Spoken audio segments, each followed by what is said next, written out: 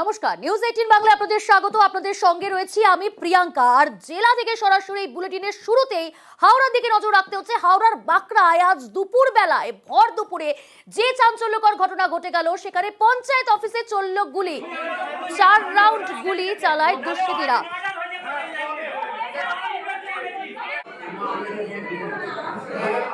করে গুলি চালানোর অভিযোগ। অল্পের জন্য প্রাণে বাঁচেন প্রধান।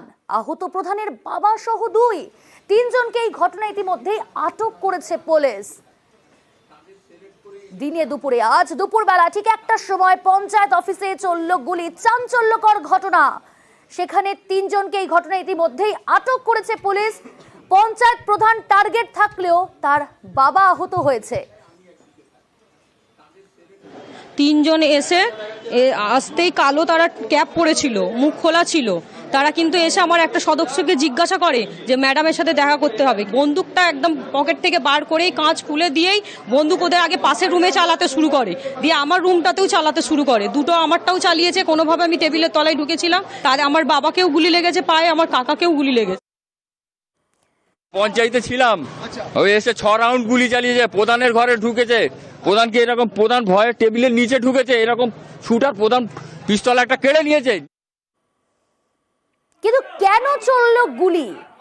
গোষ্ঠীদ্বন্দ্বের অভিযোগ সামনে আসছে। গোষ্ঠীদ্বন্দ্ব অর্থাৎ দলের একাংশের বিরুদ্ধে ক্ষোভ উগরে দিচ্ছেন পঞ্চায়েত প্রধান এবং তার অভিযোগ বাড়ি ভাঙচুরও করা হয়েছে অভিযুক্তের। এবং সেই ছবিটা আমরা এই মুহূর্তে আপনাদের সামনে তুলে ধরছি। দেখুন, অভিযুক্ত শেখ সাজিদ, তার বাড়ি ভাঙচুর করা হয়েছে।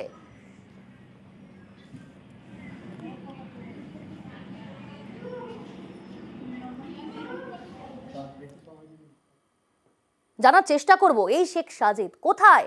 দেবাশিস রয়েছে, প্রতিনিধি দেবাশিস, কোথায় রয়েছে, কে এই শেখ সাজিদ? এর সাথে কি কোনো ঘটনা আগে ঘটেছে?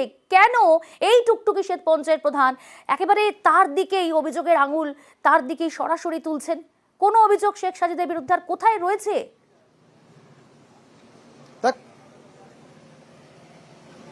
দেখো, শেখ সাজিদ কোথায় রয়েছে তার খোঁজে ইতিমধ্যেই বাঁকড়া এবং ডোমজুর থানার পুলিশ তারা খোঁজ করছে। বলা যেতে পারে হাওড়া সিটি পুলিশের একাধিক আধিকারিক ঘটনাস্থলে এসছে, গোয়েন্দা বিভাগ তাদেরকেও কাজে লাগানো হয়েছে শেখ সাজিদকে খুঁজে বার করার জন্য। আর ইতিমধ্যেই শেখ সাজিদের 3 চাকরেদ তাদেরকে কিন্তু আটক করে রেখে দিয়েছে বাঁকড়া ফাঁড়ির পুলিশ। তাদের সঙ্গে জিজ্ঞাসাবাদ করে কারা এই ঘটনার সঙ্গে যুক্ত, কারা গুলি চালিয়েছে সেই বিষয়ে খোঁজ করবে। তবে গুলি চালানোর ঘটনা কিন্তু একেবারে পরিষ্কার। সেখানে যে প্রধান টুকটুকি শেখ, সে কিন্তু পরিষ্কার গোষ্ঠীদ্বন্দ্বের তত্ত্ব খাড়া করেছেন। তার দাবি যে শেখ সাজিদ তৃণমূল নেতা, তিনি এখানকার বিধায়ক অর্থাৎ ডোমজুরের বিধায়ক কল্যাণ ঘোষের তার ঘনিষ্ঠ এবং পঞ্চায়েতের কোনো রকম পদে না থাকা সত্ত্বেও তাকে পঞ্চায়েতের প্রতিনিধি অর্থাৎ এমএলএর প্রতিনিধি হিসাবে পঞ্চায়েতে বসিয়ে দেওয়া হয়। এবং বসিয়ে দেওয়া হয় কাদের ওপরে? না, প্রধান উপপ্রধানের ওপর।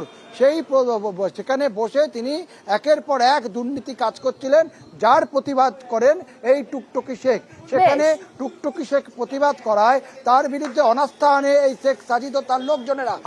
সরাসরি অভিযোগও করছে দেবাশিস টুকটুকি শেখ এই শেখ সাজিদের বিরুদ্ধে, তার গোষ্ঠীর বিরুদ্ধে।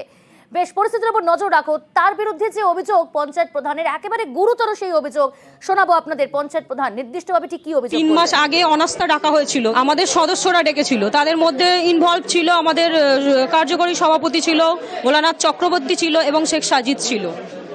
আপনার অভিযোগটা কার বিরুদ্ধে এই গুলি চালানো ঘটনা? আমাদের এখানে পুরো গুলি চালানো ঘটনা শেখ সাজিদ প্লাস আমাদের কার্যকরী সভাপতি প্লাস ভোলানাথ চক্রবর্তী। তদন্ত প্রক্রিয়া ইতিমধ্যেই শুরু হয়েছে। খুব দ্রুতই মূল অভিযুক্ত ধরা পড়বে এবং যারা যারা এই ঘটনার সঙ্গে যুক্ত তারাও কিন্তু গ্রেপ্তার হবে আশ্বাস দিয়েছেন পুলিশ। কি জানিয়েছেন শোনাবো আপনাদের। তদন্তের ব্যাপারে আমরা সমস্ত দিক খতিয়ে দেখছি। ডিভিআর আমরা সিজ করেছি এবং সিসিটিভি ফুটেজ দেখে আমরা আশা করছি খুব তাড়াতাড়ি আসল দুষ্কৃতীদেরকে এবং এর পেছনে যারা আছে সবাইকে আমরা চিহ্নিত করে। এখনো পর্যন্ত 3 জনকে আটক করে তাদের কাছ থেকে কিছু পেয়েছেন?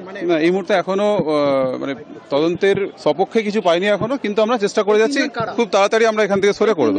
নামগুলো এখনই আমি বলছি না, কিন্তু তদন্তের স্বার্থে এগুলো গোষ্ঠীদ্বন্দ্ব কিংবা কিছু ব্যাপারে কিছু বলবো না আমি। এটা একটা ক্রাইম, ক্রাইমটাকে আমরা ক্রাইম হিসেবে সমস্ত অ্যাঙ্গেল তদন্তে যা যা আসবে সব আমরা দেখে নেবো। আমি নিজে এসেছি, সমস্ত কিছু আমরা দেখে নেবো।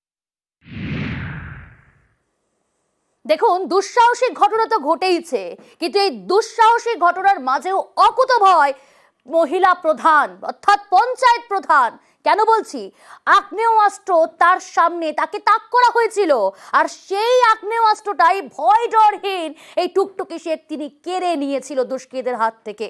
এই কারণেই ভয় ডরহীন বলছি, অকুত ভয় পঞ্চায়েত মহিলা প্রধান। বন্দুকটা কোথায় ফেলে যায়? বন্দুকটা বলতে আমার বুকের মধ্যে সে টার্গেট করেছিল, আমি তার হাত থেকে বন্দুকটা ছিনিয়ে নিতেই কিন্তু সে পালিয়েছে ইতিমধ্যে। পুলিশের হাতে তুলে দেওয়া হয়েছে। হ্যাঁ, পুলিশ হাতে নিয়ে গেছে, পুলিশ বন্দুকটা নিয়ে গিয়েছে।